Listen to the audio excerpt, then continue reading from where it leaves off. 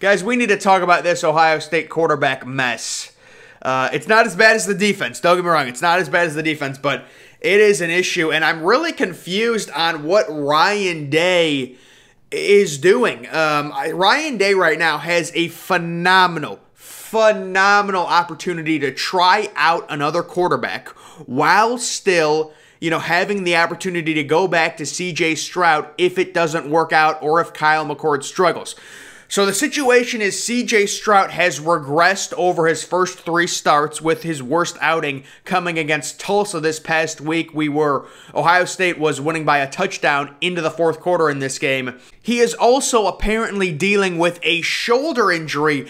And with Ohio State facing Akron, you could throw Jack Miller back there, you could throw Quinn Ewers back there, Kyle McCord, whoever. They're going to beat Akron, right? Akron is one of the worst FBS schools in college football, only in front of, I would say at this point, UConn. They are definitely worse than a lot of FCS programs. Once again, Ohio State around 50-point favorites in this game.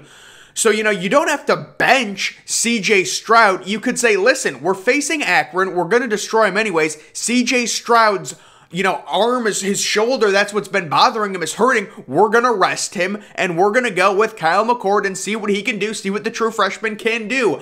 My major issues with C.J. Stroud are really twofold. Number one, it's just the crazy inaccurate passes. And it's funny to me how Ohio State fans are saying, well, is it nerves? Guys, it's happened 3 weeks in a row now where he's ridiculously overthrown several receivers. It's not nerves anymore. He's just an inconsistent passer of the football at this point. That's what he is right now. Now, it's only been 3 starts. I don't want to kill the kid.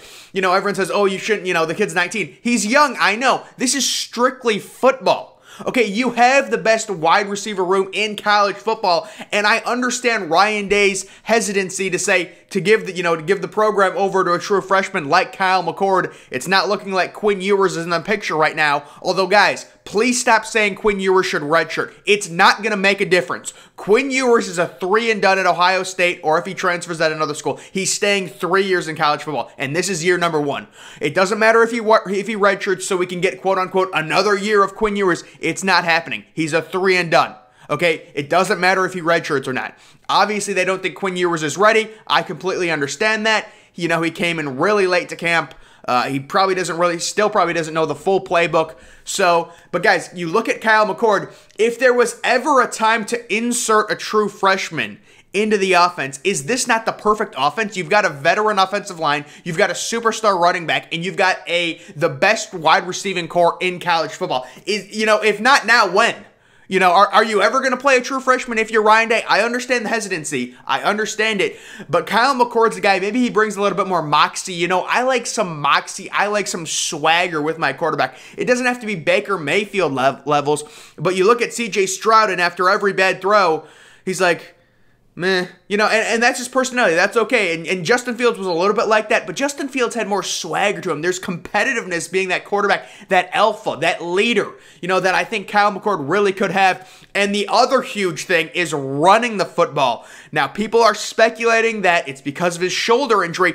This is what I really don't understand. I don't even know if I would be starting C.J. Stroud if he was 100% healthy, let alone with this massive shoulder, problem that he admitted after the Tulsa game. He's injured. So why is he playing against Akron? I don't know if he's going to play, but why are we going to play an injured quarterback against Akron who's been struggling? We're going to destroy Akron, and we have a supposed true freshman 5-star stud who should be getting some playing time here. I really don't understand Ryan Day's thought process.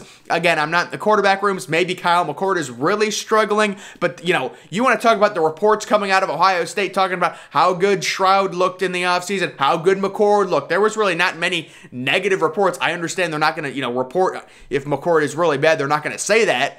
But it's just, I don't understand. This is literally the perfect exclusive time to get Kyle McCord in the game. And really, even if Kyle McCord lights it up, I don't know if you really learn much. I wouldn't even care about Kyle McCord's stats.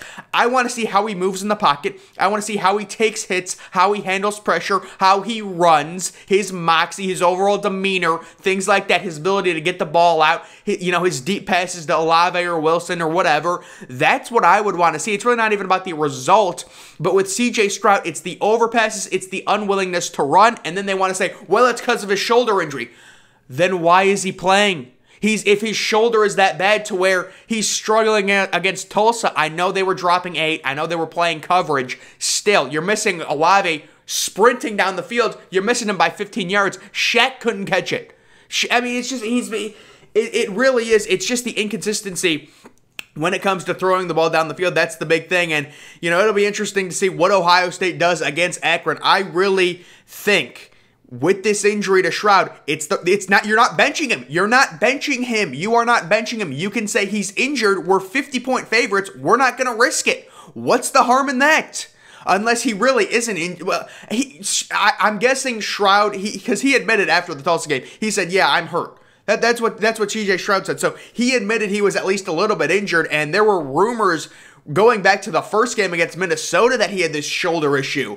If you're Ryan Day, you're not going to lose. You're not going to lose the locker room if you start McCord and then have to go back to Stroud, because you're not going back to him. He was your starter in the first place. He just got injured. But if you like what you see with McCord against Akron, you can say, listen, we're going to ride the hot hand, and go with McCord from here on out. So to me, the number one issue is the lack of mobility, and maybe the shoulder is an issue. It's my number one issue. He's not running the football. He's zero threat to run it. He looks uncomfortable running it, and maybe Kyle McCord with a bigger frame is going to be more adept to taking those hits and really having moxie at that quarterback position, having some competitive fire.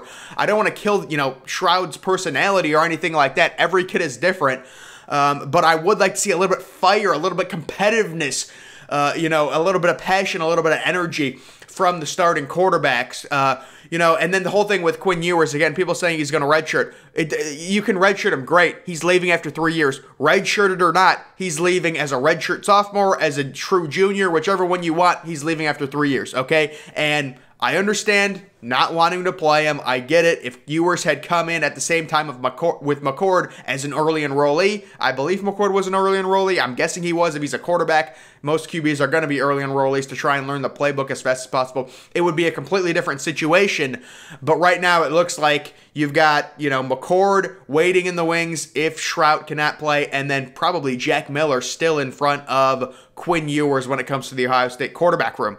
So, again, this is the best. Is there ever been a better time to play a true freshman quarterback? I get your concern with experience. True freshman QBs normally struggle. I understand that if you're Ryan Day. You've got the best wide receiver room in the country. You've got a superstar running back. You've got a great veteran offensive line. What else more do you need? You've got a struggling quarterback. What else more do you need to, take the training wheels off of Kyle McCord and give him some serious game action? I don't know, but guys, we will see. Really an interesting story to follow. Over under on how many people will actually be in Columbus. I'll probably say 70K as the attendance. You guys see the attendance, man? 76,000. I knew it wasn't going to be a sellout because they struggled to sell out the Oregon game. They barely had 100K at the Oregon game, but I was expecting like 88, maybe 90K, 76K. And now they're playing a night game against... Whose idea was it to schedule a night game against Akron? You got to wait till 7:30 to face Akron? Dude, that's brutal.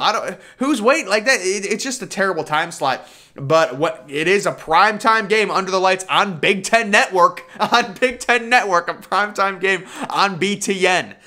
So we will end up seeing what happens. My guess is... it just feels so obvious against a team like Akron. If the kid's injured even if he's 80% healthy, why is he playing against Akron? We're 50-point favorites. What's the point of playing him? Let McCord get in there unless they're really concerned where they don't want to create this QB controversy where where Ryan Day is saying Stroud is my guy, and there was also a report that Stroud didn't want to come out of games because he didn't want McCord to go in and, kind of take the job over. So there were also reports on that. So a lot of moving parts in this, guys. That is going to do it for this video. Make sure you are following me on Twitter. Link to that's always in the description. I'm, of course, the Depressed Ginger. Thank you for watching.